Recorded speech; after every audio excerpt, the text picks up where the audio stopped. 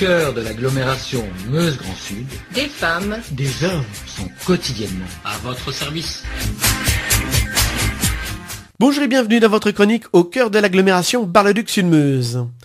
Le parc éolien français a augmenté de 11% en 2019 par rapport à 2018 à 16,6 gigawatts avec 8000 éoliennes au total pour représenter 6,3% plus 21% en 2019 par rapport à 2018 de la production électrique française selon une étude de la FEE, France Énergie Éolienne, qui regroupe 90% des acteurs du secteur en France. La filière démontre que la transition énergétique est porteuse d'emplois avec une progression de 11% des emplois en 2019 selon cette étude. 20 200 personnes travaillent désormais dans ce secteur, poursuit cette étude. La feuille de route du gouvernement en matière énergétique prévoit de doubler d'ici à 2028 la capacité éolienne terrestre. La France est le 4e pays éolien en Europe par sa puissance raccordée derrière le Royaume-Uni, l'Espagne et l'Allemagne. Récemment, s'est achevé le montage de 5 éoliennes sur le site de la Haute-Sault sur les communes de Molan et de Nangrand.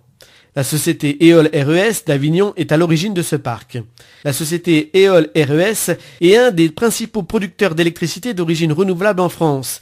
Elle intègre l'ensemble des métiers de la conception, du développement, du financement, de la construction et de l'exploitation-maintenance des parcs éoliens et solaires. Éole RES est à l'origine de plus de 415 MW de parcs éoliens installés dans toute la France, capables d'alimenter en électricité quelques 433 000 personnes et permettre d'économiser l'émission de 317 000 tonnes de CO2 dans l'atmosphère chaque année. En Meuse, l'entreprise possède déjà un parc éolien, celui des 3 sources dans le secteur de Bonnet et Houdlincourt. Le nouveau parc éolien de l'entreprise est donc localisé sur le plateau barrois, à une dizaine de kilomètres au sud de Bar-le-Duc. Le projet se situe plus particulièrement sur les communes de Molan, Nangrand, Velaines, Ligny-en-Barrois et Tronville-en-Barrois.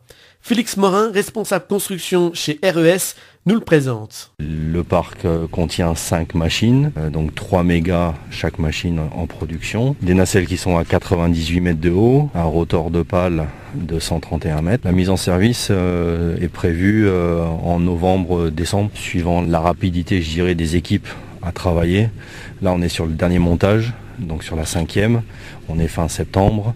On va dire les équipes de commissioning, ce que l'on appelle les équipes de commissioning, donc c'est les équipes qui vont venir mettre en service les éoliennes, vont commencer à partir de mi-octobre.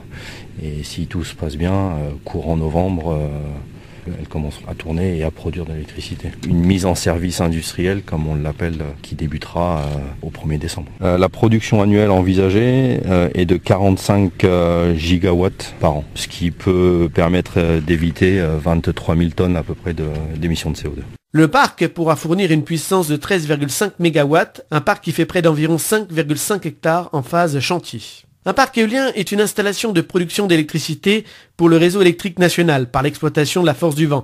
Il s'agit d'une production au fil du vent, analogue à la production au fil de l'eau des centrales hydrauliques. Il n'y a donc pas de stockage d'électricité. Une éolienne repose sur une fondation en béton armé, conçue spécifiquement selon les caractéristiques du sol.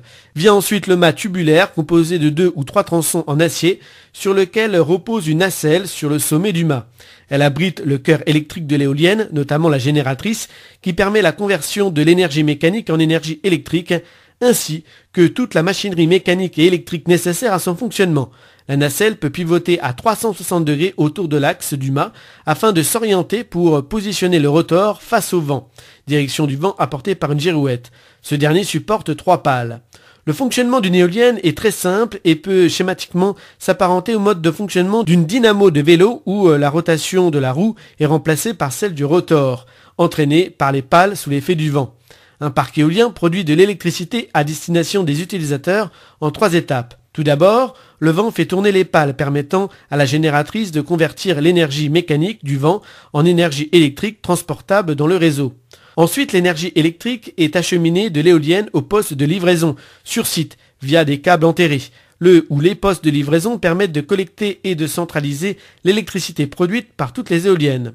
Enfin, l'électricité est ensuite transmise jusqu'au poste source. Ici, pour ce parc, il s'agit de celui de Ligny-en-Barrois, connectant le parc éolien au réseau national.